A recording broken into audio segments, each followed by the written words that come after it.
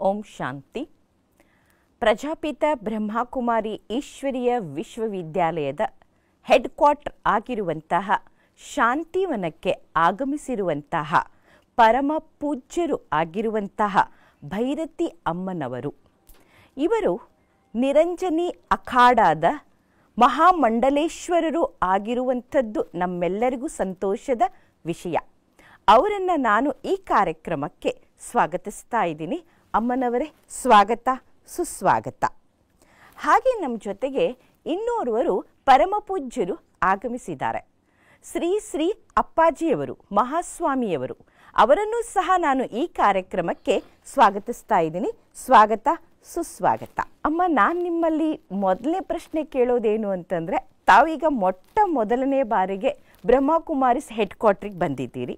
ನಿಮಗೆ ಇಲ್ಲಿ ಬಂದಾಗ ಏನು ಅನ್ನಿಸ್ತು? ನಿಮ್ಮ ಒಂದು ಅನಿಸಿಕೆಯ ಮಾತುಗಳನ್ನು ನಮ್ಮ ಹತ್ರ ಹಂಚ್ಕೊಳ್ಳಿ.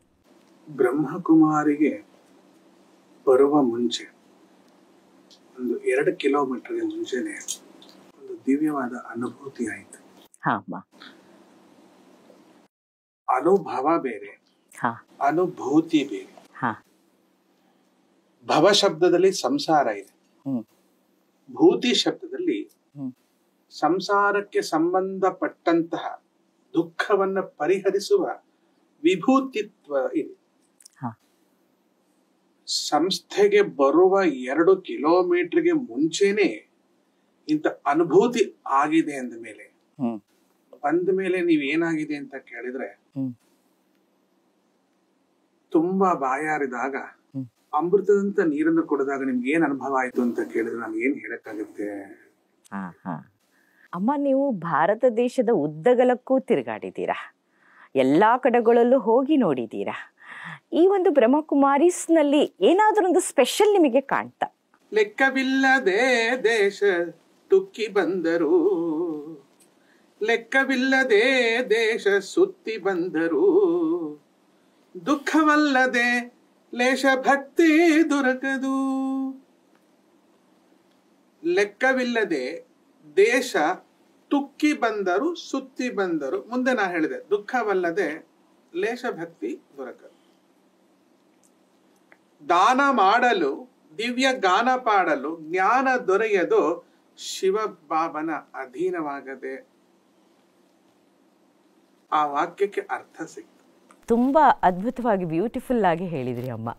ಹಾಗೆ ನಮ್ಮ ಅಪ್ಪಾಜಿಯವರನ್ನು ಕೇಳೋಣ. ಅಪ್ಪಾಜಿಯವರೇ, ನೀವು ಸಹ ಮೊದಲನೇ ಬಾರಿಗೆ ಬಂದಿದ್ದೀರಿ ಅಲ್ವಾ ಇಲ್ಲಿ? ತಮ್ಗೆ ಏನು ಅನ್ನಿಸ್ತು ಅಪ್ಪಾಜಿಯವರೇ? ಎಲ್ಲಿ ಜಾತ್ರೆ ನಡೀತದೆ ಅಲ್ಲಿ ಗಲಾಟೆ ಬಾಳ, ಅಥವಾ ಮಾರ್ಕೆಟ್ ಎಲ್ಲಾರು ನಡೀತಾ ಇದ್ರೆ ಗದ್ಲ ಬಾಳ. ಆದ್ರೆ ಇಲ್ಲಿ ಕೋಟಿ ಜನ ಸೇರಿದ್ರು ಆ ಗದ್ಲ ಕಾಣಲೇ ಇಲ್ಲ. ಆ ಒಂದು ಮೌನ ಅಥವಾ ಒಂದು ಅದರ ಪವರ್ ಅಂತ ಹೇಳ್ತೇವಲ್ಲ, ಒಂದು ಯೋಗ ಧ್ಯಾನ ಮಂತ್ರದ ಪವರ್ ಎಷ್ಟೋ ಕಿಲೋಮೀಟರ್ ಗಟ್ಲೆ ಅದು ಪರಿಸರವನ್ನು ಶುದ್ಧ ಮಾಡ್ತದೆ. ಅಂತಹ ಒಂದು ಅನುಭವ, ಶುದ್ಧಿತ್ವ ಈ ಎಲ್ಲ ಜಾಗದಲ್ಲಿ ನಾವು ನೋಡಿದ್ದು ದಿವ್ಯ ಅನುಭವ. ಈಗ ಸಾಧು ಸಂತರು ಇರ್ಬೋದು, ಬ್ರಹ್ಮಕುಮಾರಿಸ್ ಇರ್ಬೋದು, ಅನ್ಯ ಧರ್ಮದವರು ಇರ್ಬೋದು, ನಮ್ದೆಲ್ಲರದ್ದು ಗುರಿ ಒಂದೇ, ಒಂದು ರಾಮರಾಜ್ಯವನ್ನು ನಿರ್ಮಾಣ ಮಾಡಬೇಕು ಒಂದು ಸುಂದರವಾದಂತಹ ಸತ್ಯಯುಗವನ್ನು ತರಬೇಕು ಅನ್ನುವಂಥದ್ದು. ಈಗ ಬ್ರಹ್ಮಕುಮಾರಿಸ್ ಆಶ್ರಮದಲ್ಲಿ ಮೇನ್ ಗುರಿನೇ ಇರೋದು ಮಾನವನನ್ನು ದೇವ ಮಾನವನನ್ನಾಗಿ ಮಾಡುವಂಥ ಶಿಕ್ಷಣವನ್ನು ಇಲ್ಲಿ ಕೊಡಲಾಗ್ತದೆ. ಈ ಶಿಕ್ಷಣವನ್ನು ಸಹ ನೀವು ನಿನ್ನೆಯಿಂದ ತಿಳ್ಕೊತಾ ಇದ್ದೀರಿ. ಇದು ನಾವು ಇಡೀ ವಿಶ್ವಕ್ಕೆ ಎಲ್ಲರೂ ಸೇರ್ಕೊಂಡ್ಬಿಟ್ಟು, ಸಾಧು ಸಂತರು ಎಲ್ಲರೂ ಸೇರ್ಕೊಂಡ್ಬಿಟ್ರು ಮಾಡಿದರೆ ಅದು ಯಾವ ಥರ ಅದ್ಭುತವಾಗಿ ಕಾಣ್ಬೋದು? ನಿಮ್ಮ ಅನಿಸಿಕೆಯನ್ನು ನಮಗೆ ಹಂಚ್ಕೊಳ್ಳಿ. ಬರಿದಾದ ನೆಲದಲ್ಲಿ ಸುಂದರವಾದ ಹೂವಿನ ತೋಟ ಮಾಡಿದರೆ ಹೇಗೆ ಕಾಣಬಹುದು? ನೀರಿಲ್ಲದ ಭೂಮಿಯಲ್ಲಿ ಸರೋವರವನ್ನ ಮಾಡಿದರೆ ಹೇಗೆ ಕಾಣಬಹುದು? ಹಾಗೆ ಎಲ್ಲ ಸಾಧು ಸಂತರು, ನೀವೇನ್ ಹೇಳಿದ್ರಿ, ಸಾಧು ಮತ್ತು ಸಂತರು. ಸಾಧು ಶಬ್ದಕ್ಕೆ ಅರ್ಥ ಏನು ಅಂದ್ರೆ, ಸಾಧು ಅಂತಂದ್ರೆ ಸಂಸ್ಕೃತದ ಪ್ರತಿಯೊಂದು ಶಬ್ದಕ್ಕೂ ಅದರದೇ ಆದ ಒಂದು ಇತಿಹಾಸ ಇದೆ. ಸಾಧು ಅಂದ್ರೆ ಒಳ್ಳೆದ್ದು ಅಂತ ಅಷ್ಟೇ. ಇವನು ಒಳ್ಳೆ ಸಾಧು ಕೆಟ್ಟ ಸಾಧು ಅಂತಿರಲ್ಲ. ಸಾಧು ಶಬ್ದದ ಅರ್ಥವೇ ಒಳ್ಳೆಯಿತು. ಸಂತ ಶಬ್ದ ಸಂತತಂ ಚಿಂತೆಗೆ ಅನಂತಂ ಅಂತ ಇದೆ. ಅನಂತವಾದದ್ದನ್ನ ಚಿಂತನೆ ಯಾರು ಮಾಡುತ್ತಾನೋ ಅವನು ಸಂತ. ಅಂದ್ರೆ ಅನಂತ ಎಲ್ಲಿದೆ? ಅನಂತದ ಎಡೆಗೆ ಅಂತ ಹೇಳ್ತೀವಿ. ಅನಂತ ಇರುವುದು ನಾವು ಎಷ್ಟುದ್ದ ನೋಡ್ತೇವೋ ಅಷ್ಟುದ್ದ ಇದೆ ಅಂದ್ರೆ ಅರ್ಥ. ನಾವು ಭೂಮಿಯನ್ನ ನೋಡಿದಾಗ ಅನಂತ ನಮ್ಗೆ ಕಾಣಲ್ಲ. ಕಾರಣ ಏನಂದ್ರೆ ಆಕಾಶ ನೋಡಿದಾಗ ಆ ನೋಡುವನ ಕಣ್ಣು ನೋಡಿಬೇಕಾದ್ರೆ ಅವನು ಅಂತ ಹೇಳ್ತಾನೆ ಅಲ್ವಾ. ಅವನಿಗೆ ತುಂಬಾ ದುಃಖ ಆದಾಗ ತಲೆ ತಗ್ಗಿಸ್ತಾನೆ, ಅಂದ್ರೆ ಭೂಮಿಗೆ ಕನೆಕ್ಟ್ ಆಗ್ತಾನೆ. ಅನಂತದ ಎಡೆಗೆ ನೋಡುವ ಬಯಕೆ ಉಳ್ಳವರೆಲ್ಲರೂ ಸಂತರೆ. ಸಾಧು ಶಬ್ದಕ್ಕೆ ಒಳ್ಳೇದು. ಆ ಅನಂತದ ಎಡೆಗೆ ಯಾಕೆ ನೋಡ್ಬೇಕು ಅಂದ್ರೆ ಬೆಳಕನ್ನು ಬಯಸುವ ಕಣ್ಣು ಬೆಳಕಿನ ಮಾರ್ಗವನ್ನು ಹಿಡಿತದೆ. ಆ ಬೆಳಕಿನ ಮಾರ್ಗದ ತುತ್ತ ತುದಿಗೆ ಅನಂತನ ಊರು ಪರಂಧಾಮ. ಆ ಪರಂಧಾಮದ ಎಡೆಗೆ ಪ್ರತಿಯೊಬ್ಬರು ಸಂತರು ಸಾಗಿದ್ರೆ ನಿಜವಾಗಿಯೂ ನನಗೆ ಈಗ 2 ಕೈ ಇದೆ, 4 ಕೈ ಬಂದ್ರೆ ಹೇಗಮ್ಮ ಅಂತ ಕೇಳಿದಾಗ ಅಂದ್ರೆ ಬಲ ಬಹಳ ಬರುತ್ತೆ. ಆಂತರಿಕವಾಗಿ, ದೈಹಿಕವಾಗಿ, ಮಾನಸಿಕವಾಗಿ, ಬೌದ್ಧಿಕವಾಗಿ, ಸಾಮಾಜಿಕವಾಗಿ ಎಲ್ಲ ರೀತಿಯ ಬಲವನ್ನ ಆ ಒಗ್ಗೂಡುವ ತತ್ವವನ್ನ ಅನಂತದ ಉಪಾಸನೆ ಅಂದ್ರೆ ಬೆಳಕಿನ ಉಪಾಸನೆ ನಮ್ಗೆ ಕೊಡುತ್ತೆ. ಅದನ್ನ ಬ್ರಹ್ಮಕುಮಾರಿ ಕೊಟ್ಟೆ ಕೊಡ್ತಾರೆ. Very very super. ತುಂಬ ಅದ್ಭುತವಾಗಿ ಹೇಳಿದ್ರಿ ಅಮ್ಮ. ಈಗ ಅಮ್ಮನವ್ರ ಮಾತು ತಗೊಂಡೇ ನಾನು ಅಪ್ಪಾಜಿಯವರಲ್ಲಿ ಕಂಟಿನ್ಯೂ ಮಾಡ್ತಾ ಇದ್ದೀನಿ. ಅಮ್ಮ ಏನು ಹೇಳಿದರು, ಅನಂತದ ಕಡೆಗೆ, ಒಂದು ಪರಂಜ್ಯೋತಿಯ ಕಡೆಗೆ ನಾವೆಲ್ಲ ಸೇರೋಣ ಅಂತ. ಈಗ ಸರ್ವಧರ್ಮದವರು ಸಹ ಆ ಜ್ಯೋತಿಯನ್ನೇ ಆರಾಧನೆ ಮಾಡ್ತಾ ಇದ್ದಾರೆ. ಈಗ ಸರ್ವಧರ್ಮದವ್ರ ಬಗ್ಗೆ ನಾವು ಹೇಗೆ ಆ ಜ್ಯೋತಿಯನ್ನು ಆರಾಧನೆ ಮಾಡಿಕೊಂಡು ಅನಂತದ ಕಡೆಗೆ ಹೋಗ್ಬೋದು ಅಂತ ನಿಮ್ಮ ಅನಿಸಿಕೆಯ ಮಾತನ್ನು ಹೇಳಿ. ಯಾಕಂದರೆ ಎಲ್ಲ ಧರ್ಮದವರು ಅವರವರ ಭಗವಂತನ ಚಿತ್ರಣವನ್ನು ಮಾಡ್ಕೊಂಡಿದ್ದಾರೆ. ಅದು ಟ್ಯೂಬ್ಲೈಟ್ ಇರ್ಬೋದು, ಅಥವಾ ಫ್ಯಾನ್ ಇರ್ಬೋದು, ಅಥವಾ AC ಇರ್ಬೋದು. ರೂಪ ಎಲ್ಲವೂ ಬೇರೆ ಬೇರೆ, ಆದರೆ ಅದರ ಒಳಗೆ ಹರಿಯುವ ಶಕ್ತಿ ಇದೆಯಲ್ಲ, ಎಲ್ಲವೂ ಕೂಡ ವಿದ್ಯುತ್. ಆ ವಿದ್ಯುತ್ತಿಗೆ ರೂಪ ಇದೆಯಾ? ಇಲ್ಲ. ಮುಟ್ಟಿದ್ರೆ ಹೊಡಿತದೆ. ಹಾಗೆ ಅದರ ಹತ್ರ ನಾವು ಸಾಕ್ತಾ ಸಾಕ್ತಾ ಅದರ ಅನುಭೂತಿ ನಮಗೆ ಉಂಟಾಗ್ತದೆ. ನೀವು ಒಂದು ಮಾತು ಹೇಳಿದ್ರೆ, ಮನುಷ್ಯ ದೇವನ ಎಡೆಗೆ ಸಾಗುವುದು.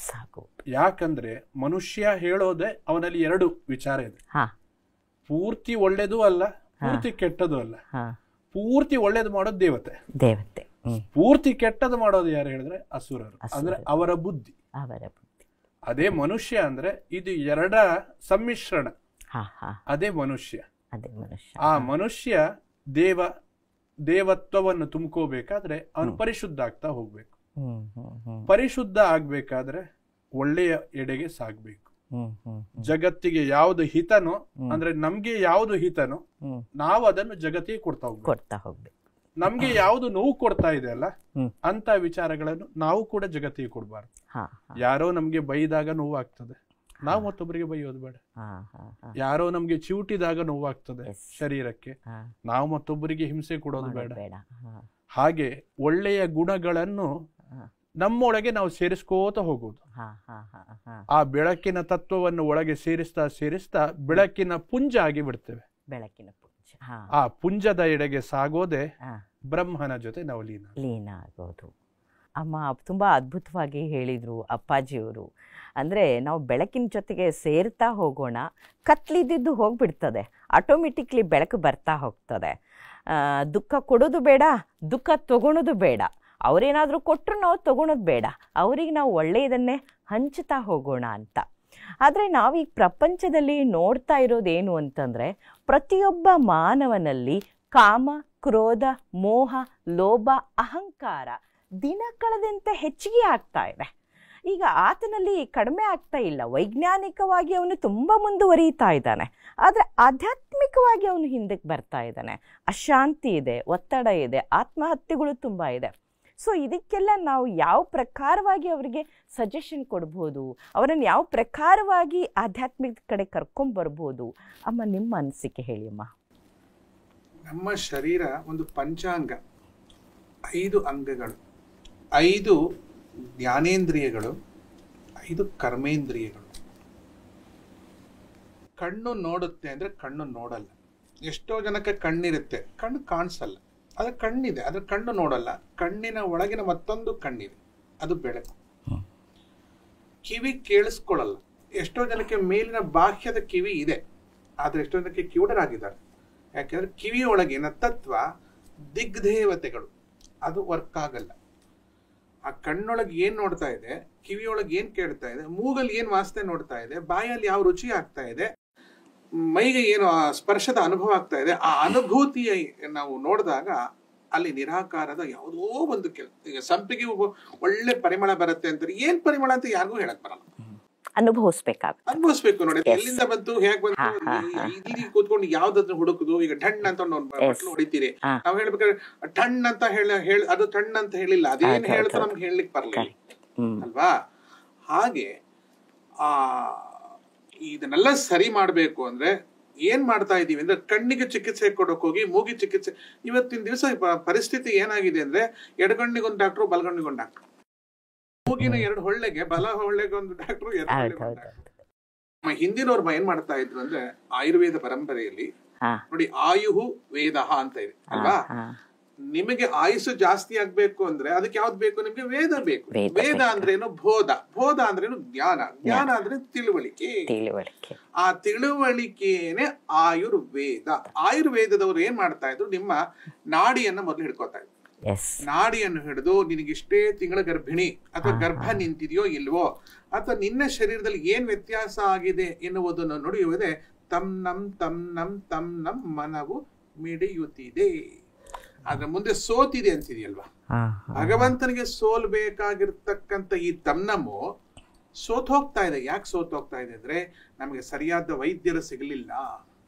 ಯಾಕೆ ವೈದ್ಯರು ಸಿಗಲಿಲ್ಲ ಅಂದ್ರೆ, ನಾವು ಹುಟ್ಟಾಕಿದ ಮಕ್ಕಳು ವೈದ್ಯರಾಗಬೇಕು ಅಂತ ನಾವು ಬಯಸ್ತೀವಿ, ಅವ್ರಿಗೆ ವೈದ್ಯಕೀಯ ಗುಣವೇ ಇರೋದಿಲ್ಲ. ಆದ್ರಿಂದ ಇದು ಹೇಗೆ ಸರಿ ಹೋಗ್ಬೇಕು ಅಂದ್ರೆ, ಕಣ್ಣು ರಿಪೇರಿ ಮಾಡೋ ಬದಲು, ಕಿವಿ ರಿಪೇರಿ ಮಾಡೋ ಬದಲು, ನಾಲ್ಗೆ ರಿಪೇರಿ ಮಾಡೋ ಬದಲು, ಇದರ ಮೂಲ ತತ್ವ ಇರೋದು ಎಲ್ಲಿ ಅಂತಂದ್ರೆ ಬ್ರೈನ್ ಅಲ್ಲಿ. ಕೆಲವು ಹೃದಯದಲ್ಲಿ ಆತ್ಮ ಇದೆ ಅಂತಾರೆ, ಎಲ್ಲೂ ಇಲ್ಲ, ಅದು ತಲೆ ಒಳಗೆ ಇರೋದು. ಏನಕ್ಕೆ ತಲೆ ಸರಿ ಇದೆಯೋ ಇಲ್ಲೋ, ಯಾಕೆ ನೀನ್ ಇಂತ ಕೆಲಸ ಮಾಡ್ತಾ ಇದ್ದೀನಿ, ನಿನ್ ಹೃದಯ ಸರಿ ಇದೆಯೇನೋ, ನಿನ್ ಕಣ್ಣು ಸರಿ ಇದೆಯೇನೋ, ನಿನ್ ಕಿವಿ ಸರಿ ಇದೆಯೋ ಅಂತ ಯಾರು ಹೇಳಲ್ಲ. ಅವ್ನು ಏನಾದ್ರು ಎಲ್ಲರೂ ಎಡು ಬಿದ್ರೆ ತಲೆ ಸರಿ ಇದೆಯಾ ನೋಡು ಅಂತಾರೆ. ಆದ್ರೆ ತಲೆಯ ಒಳಗೆ ಇದೆ ಎಲ್ಲ ಸ್ವಿಚ್ಗಳು ತಲೆ ಒಳಗಿದೆ. ಆ ತಲೆಗೆ ಬೇಕಾಗಿರ್ತಕ್ಕಂಥದ್ದು ಏನು ಅಂತಂದ್ರೆ ಕೇವಲ ಜ್ಞಾನ. ನೋಡಿ, ಕೇವಲ ಜ್ಞಾನ ಅಂತ ಅನ್ಬಾರ್ದು. ಮತ್ತೆ ಕೇವಲ ಜ್ಞಾನ, ಕೇವಲ ಜ್ಞಾನ ಆತರ ಆಗ್ಬಾರ್ದು. ಆ ಕೇವಲವಾದ ಜ್ಞಾನ ಕೈವಲ್ಯ ಜ್ಞಾನ ಆಗ್ಬೇಕು. ಆ ಕೈವಲ್ಯ ಪದವಿ ಇರೋದಲ್ಲಿ ಪರಮ ಪದದಲ್ಲಿ. ಇದು ಸರಿ ಹೋಗ್ಬೇಕು ಅಂದ್ರೆ ಜ್ಞಾನಿಗಳು ಅನಿಸಿಕೊಂಡಿರ್ತಕ್ಕಂತಹ, ಮಾರ್ಗದರ್ಶಿಗಳು ಅನಿಸ್ಕೊಂಡಿರ್ತಕ್ಕಂತಹ ಗುರುಗಳು, ಸಂತರು ಎಂದು ತಮ್ಮನ್ನು ತಾವು ಘೋಷಣೆ ಮಾಡಿಕೊಂಡಿದ್ದಾರಲ್ಲ, ಅವರೆಲ್ಲರೂ ಋಷಿ ಮಾರ್ಗಕ್ಕೆ ಬರಬೇಕು. ಋಷಿಯಲ್ಲ, ಋಷಿ ಮಾರ್ಗಕ್ಕೆ ಬರಬೇಕು. ಋಷಿ ಅಂತಂದ್ರೆ ದ್ರಷ್ಟಾರ, ನೋಡಿದವ, ನೋಡಲ್ಪಡುವವ. ಅವನು ಏನನ್ನು ನೋಡಿದ? ಬೆಳಕನ್ನು ನೋಡಿದ್ದಾನೆ. ಆ ಬೆಳಕನ್ನ ಸುವರ್ಣ ಜ್ಯೋತಿ ಯಗೇವಂ ವೇದ ಇತ್ಯುಪನಿಷತ್. ನಮ್ಮ ಬಾಳಿಗೆ ಕತ್ತಲಾಗಿದೆ, ನಮ್ಮ ದೇವರು ಬೆಳಕು ಕೊಡಬೇಕು ಅಂತ ಹೇಳ್ತೀವಿ. ಯಾವ ನಿಮ್ಮ ದೇವರು? ಗರ್ಭಗುಡಿಯೊಳಗಿನ ದೇವರನ್ನ ನೋಡ್ಲಿಕ್ಕೆ ಮೊದಲು ನೀವು ದೀಪ ಹಚ್ಚಬೇಕು. ದೀಪ ಹಚ್ಚಿದವರು ನಿಮ್ಮ ದೇವರು ನಿಮಗೇ ಕಾಣಿಸೋಲ್ಲ. ಹಾಗಾಗಿ ನಿಮ್ಮ ದೇವರನ್ನು ತೋರಿಸಿದ ಯಾವುದು? ನೀವು ಹಚ್ಚಿದ ದೀಪ. ಆ ಹಚ್ಚುವ ಕೈಗಳಿದೆಯಲ್ಲ, ಅದು ಬೆಂಕಿ ಹಚ್ಚೋ ಕೈ ಆಗ್ಬಾರ್ದು. ಬೆಂಕಿ ಹಚ್ಚೋ ಕೈಗಳು ಅಂತಂದ್ರೆ, ಇದು ನನ್ನ ಧರ್ಮ, ನಾನು ಇಂಥ ಧರ್ಮಕ್ಕೆ ಸೇರಿದವನು, ಇದನ್ನು ಉಪಾಸನೆ ಮಾಡಬಾರದು ಅಂತ ನಮ್ಮ ಶಿಷ್ಯರಿಗೆ ನಾವು ಹೇಳ್ಕೊಡ್ಬಾರ್ದು. ಹಾಗಾಗಿ ಮೂಲ ವೇದ ಮತ್ತು ಆಯುರ್ವೇದ ಅಂತಂದ್ರೆ ವೇದದ ಜ್ಞಾನ ಯಾವುದು? ಬೆಳಕಿನ ಉಪಾಸನೆಯನ್ನು ಮಾಡು. ಆ ಬೆಳಕಿನ ಉಪಾಸನೆಗೆ ಈ ಬ್ರಹ್ಮಕುಮಾರಿ ಸಂಸ್ಥೆಗೆ ಮೂಲ ಆಯೋಗ, ಯೋಗ. ಆಯೋಗ ಅಯೋಗ್ಯರಿಗೆ ಸಿಗೋದು ಕಷ್ಟ ಇದೆ. ಆ ಯೋಗ ಇದ್ದವರಿಗೆ ಮಾತ್ರ ಸಿಗ್ಬೇಕು. ಇದು ನೋಡಿ ತುಂಬಾ ಅದ್ಭುತ ಅನ್ಸುತ್ತೆ. ಇಲ್ಲಿ ಕರ್ಪೂರ ಇಲ್ಲ, ದೀಪವಿಲ್ಲ, ಹೌದು. ಧೂಪವಿಲ್ಲ, ಹಾ ಇನ್ನೇನು ಮಂತ್ರವೂ ಇಲ್ಲ. ಇಲ್ಲ. ಆದ್ರೆ ಹಾ ಇಂತಹ ಆನಂದ, ಲಕ್ಷ್ಮಿಯ ವರ್ಷಣೆ ಎಲ್ಲೂ ಇಲ್ಲ. ಹಾ ಹಾ ಆದ್ರೆ ಶಾಂತಿ ಅನ್ನುವುದು ಏನೆಲ್ಲ ಕೊಡುತ್ತೆ ಅಲ್ವಾ, ಎಸ್ ಎಸ್. ಅದ್ಭುತ. ಅದರಿಂದ ಗುರುಗಳಾದವರು ಮೊದಲು ಹ್ಮ್ ಬೆಳಕಿನ ಉಪಾಸನೆಯ ಹಾ ನಿಜತತ್ವವನ್ನು ಅರಿತು ಹಾ ಹಾ ಎಲ್ಲರನ್ನು ಕೂಡಿಸುವಂತಹ ಒಂದು ಯೋಗದ, ಆಯೋಗದ, ಎಸ್ ವೇದದ ಹಾ ಜ್ಞಾನ ಮೊದಲು ಅವರ ಅಭ್ಯಾಸ ಮಾಡಿಕೊಂಡು ಹಾ ಹಾ ಹಾ ಹಾ ಹಾ ಭಾರತದ, ನಮ್ಮ ಭಾರತದ ಸಂಖ್ಯೆ ಏನ್ ಗೊತ್ತಾ, 426. ಹಾ ಹಾ ಹಾ ನೋಡಿ, ಪಾಪ ಬಾಭ ಅಂತ ಹೇಳಿ 4 ಆಗತ್ತೆ. Yes yes yes. ಆಯ್ತಾ, ರ ಯಾ ರ ಎರಡನೇದಾಗತ್ತೆ. 426. ಹಾ ಹಾ ತ ಅನ್ನೋದನ್ನ ಟ ಟ ಡ ಡ ಣ ತ, ಅದು 6 ಆಗುತ್ತೆ. ನಾವು 426 ಪೂರ್ತಿ ಟೋಟಲ್ ಮಾಡಿ 6 2 8 8 4 12. 12 ಅಂದ್ರೆ ಮೇಷ, ವೃಷಭ, ಮಿಥುನ, ಕಟಕ, ಸಿಂಹ, ಕನ್ಯಾ, ತುಲಾ, ವೃಶ್ಚಿಕ, ಧನು, ಮಕರ. ಅಂದ್ರೆ 12ರಲ್ಲಿ ಮುಗಿದೋಯ್ತು ಅಲ್ವಾ ಯೋಗದ ಆಯೋಗ. ನಾವು 420 ಅಲ್ಲ, 420 ಅಲ್ಲ, 426. ಆ 426 ಬೆಳಕಿನ ಸೂಚನೆ. ಅದನ್ನ ಮಾಡ್ಲೇಬೇಕು. ಅಪ್ಪಾಜಿ ಅವರೇ, ಅಮ್ಮನವ್ರು ಏನ್ ಹೇಳಿದ್ರು, ನಾವೆಲ್ಲ ಒಂದು ಯೂತ್ಸ್ ಇರ್ಬೋದು ಅಥವಾ ಇಡೀ ಪ್ರಪಂಚದವರನ್ನ ನಾವು ಒಳಗಿನ ಒಂದು ಜ್ಯೋತಿಯನ್ನ ಜಾಗೃತ ಮಾಡ್ಬೇಕು, ದೀಪ ಹಚ್ಬೇಕು ಅನ್ನುವಂಥದ್ದು ಅಮ್ಮವ್ರು ಹೇಳಿದ್ರು. ಅಂದಾಗ ಮಾತ್ರ ನಾವು ಏನಾದ್ರೂ ಒಂದು ಆಧ್ಯಾತ್ಮಿಕದ ಸಾಧನೆಯನ್ನ ಮಾಡಬಹುದು ಅಂತ. ನಾನ್ ನಿಮ್ಮ ಹತ್ರ ಏನ್ ಪ್ರಶ್ನೆ ಕೇಳ್ತೀನಿ ಅಂದ್ರೆ, ಒಳಗಡೆ ಅವರು ಜ್ಯೋತಿಯನ್ನ ನಾವು ಹೇಗ್ ಹಚ್ಚೋಣ? ಈಗ ಅವರು ಈ ಮಾರ್ಗದಲ್ಲಿ ಅಂದ್ರೆ ಬ್ರಹ್ಮಕುಮಾರಿಸ್ ಮಾಡ್ತಾ ಇದೆ, ಆತ್ಮಜ್ಞಾನವನ್ನ ಕೊಟ್ಬಿಟ್ಟು ಅನೇಕರಿಗೆ ಇದು ನಾವು ವಯಸ್ಸಾದ್ಮೇಲೆ ಹೋಗುವಂಥದ್ದು ಆ ತರ ಎಲ್ಲ ಹೇಳ್ತಾರೆ. ಎಲ್ಲರ ಆತ್ಮ ಜ್ಯೋತಿಯನ್ನ ನಾವು ಹೇಗ್ ಬೆಳಗ್ಸೋಣ ಅನ್ನೋದು. ಆ ಕಾಲ ಬಹಳ ಹತ್ತಿರ ಇದೆ. ಯಾಕಂದ್ರೆ ಲೌಕಿಕ ಜಗತ್ತಿನ ಹಿಂದೆ ಎಲ್ರೂ ಓಡೋಗ್ತಾ ಇದ್ದಾರೆ. ಆ ಓಡೋಗಿ ಅವರಲ್ಲಿ ಆತ್ಮಸ್ಥೈರ್ಯನೇ ಇಲ್ಲ. ಒಂದು 4 ವರ್ಷದ ಕೆಳಗೆ ಒಂದು ಕೊರೋನಾ ಅಂತ ಬಂತು. ಹೌದು ಹೌದು. ಕಣ್ಣಿಗೆ ಕಾಣಲ್ಲ, ಯಾರಿಗೂ ಅನುಭವ ಆಗಿಲ್ಲ. ಆದ್ರೆ ಅದು ಆಯ್ತು ಅಂತ ಹೇಳಿದವರು ಮತ್ತೆ ಹೋಳಿ ಕಂಡೇ ಇಲ್ಲ. ಆ ಸಂದರ್ಭದಲ್ಲಿ ಎಷ್ಟೋ ಏನೇನೋ ಸಾಫ್ಟ್ವೇರ್ ಅಂತೆ, ಡಾಕ್ಟರ್ಗಳು ಎಲ್ರು ಕೂಡ ಮಂಕಾಗಿ ಬಿಟ್ರು. ಮಂಕಾಗಿ ಎಷ್ಟೋ ಜನ ಆ ಒಂದು ದುಃಖದಿಂದ ತಮ್ಮ ದೇಹವನ್ನೇ ತ್ಯಾಗ ಮಾಡ್ಕೊಂಡ್ರು. ಯಾಕಂದ್ರೆ ಸಾಲ, ಯಾಕಂದ್ರೆ ಹಿಂದೆ ವಿದ್ಯೆ ಹೇಳೋದು ಇದಮಿತ್ತಮ್ ಅಂತ ಇರ್ಲಿಲ್ಲ. ಯಾವ ಮಾರ್ಗದಲ್ಲಿ ಹೋದ್ರೂ ಕೂಡ ಒಂದು ವಿದ್ಯೆ ಅವರಿಗೆ ಪ್ರಾಪ್ತಿ ಆಗ್ತಿತ್ತು. ಈಗಿನವರು ವಿದ್ಯೆ ಅಂದ್ರೆ ಬರೀ ಇಂಜಿನಿಯರಿಂಗ್, ಇಲ್ಲ ಡಾಕ್ಟರ್, ಒಂದು ಸಾಫ್ಟ್ವೇರ್, ಇದು 3 ಬಿಟ್ರೆ ಇಂಜಿನಿಯರಿಂಗ್ ಮಾಡ್ತಾರೆ. ಯಾರನ್ನೇ ಕೇಳ್ರಿ, ನಮ್ಮ ಮಗ ಸಾಫ್ಟ್ವೇರ್ ಇಂಜಿನಿಯರ್, ಬೇರೆ ವಿದ್ಯೆ ಯಾವುದೂ ಇಲ್ವಾ? ಎಲ್ಲ ಅವಿದ್ಯೆಯ ಹಿಂದೆ ಹೋಗ್ತಾ ಇದ್ದಾರೆ. ಆ ಅವಿದ್ಯೆಯ ಹಿಂದೆ ಹೋದ ಕಾರಣ ಒಬ್ಬರಲ್ಲೂ ಮನಸ್ಸಿಗೆ ದೃಢತೆ ಇಲ್ಲ, ದುಡ್ಡಿಲ್ಲ. ಎಲ್ರು ಎಷ್ಟೋ ಜನ ಹೇಳಿದಲ್ಲ, ದೇಹ ತ್ಯಾಗ ಮಾಡ್ಕೋಬೇಕು. ಯಾಕೆ ಬಂತು? ಆತ್ಮದಲ್ಲಿ ದೃಢತೆ ಇಲ್ಲ. ಹಾಗೆ ಈಗಿನ ಕಾಲ ಈ ತರ ಅದರ ಹಿಂದೆ ಓಡ್ತಾ ಇದೆ.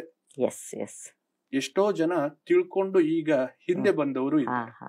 ಈ ಕೊರೋನಾ ಸಂದರ್ಭದಲ್ಲಿ ಯಾರು ನೊಂದುಕೊಂಡ್ರು ಅವರೆಲ್ಲ ಕೂಡ ಇದೆಲ್ಲ ಸತ್ಯ, ಇದನ್ನು ಬಿಟ್ಟು ಬೇರೆ ಇದೆ ಅಂತ ಹೇಳಿ ಮನಸ್ಸು ಪರಿವರ್ತನೆ ಆಗಿ ಕಾಲನೇ ಅವರಿಗೆ ಉತ್ತರ ಕೊಡುತ್ತೆ.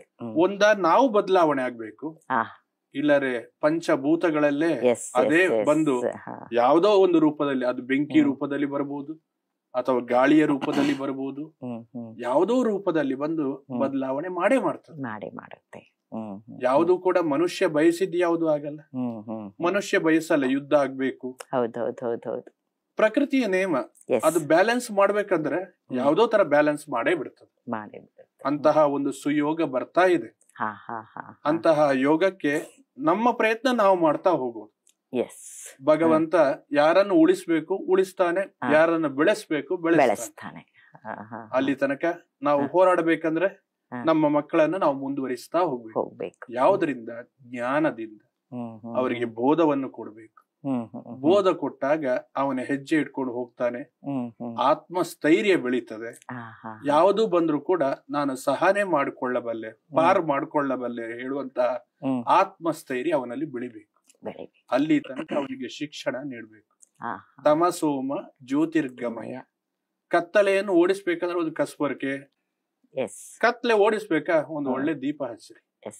ಆ ದೀಪನೇ ಸೂರ್ಯ.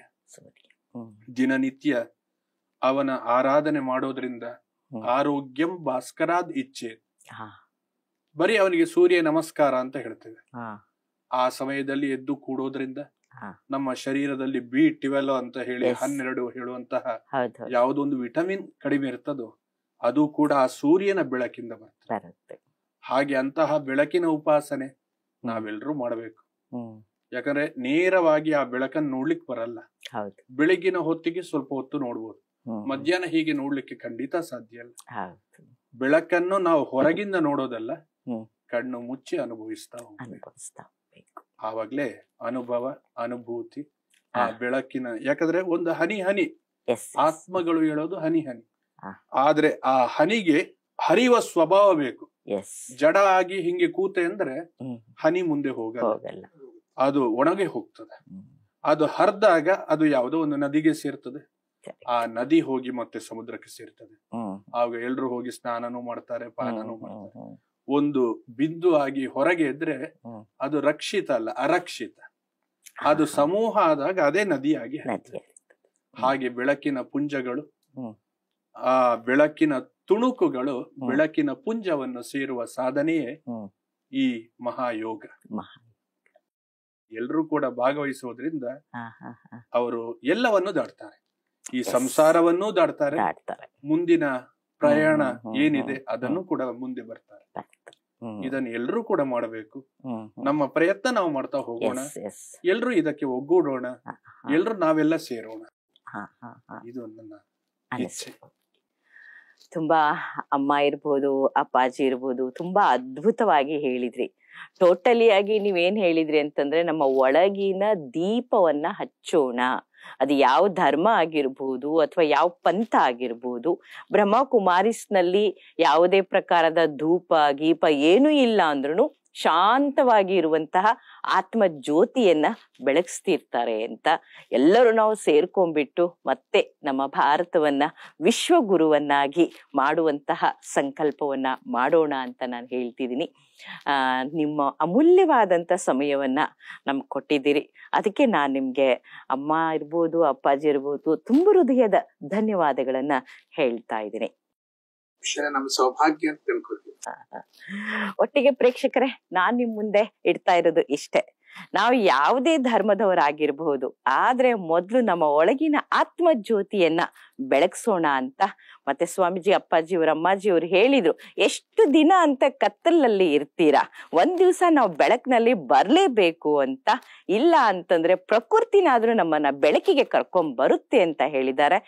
ಆ ಪ್ರಕೃತಿ ಬರೋದಕ್ಕಿಂತ ಮುಂಚೆ ನಾವೇ ಬೇಗ ಬೆಳಕಿಗೆ ಬರೋಣ ಅಂತ ಹೇಳ್ತೀನಿ. ಮತ್ತೆ ಮುಂದಿನ ಎಪಿಸೋಡ್ ನಲ್ಲಿ ಇನ್ನೊಬ್ಬ ಮುಖ್ಯ ಅತಿಥಿಯನ್ನ ಕರ್ಕೊಂಡ್ ಬರ್ತೀನಿ. ನಮಗೆಲ್ಲರಿಗೂ ಮಂಗಳವಾಗಲಿ, ಶುಭವಾಗಲಿ. ನಮಸ್ತೆ.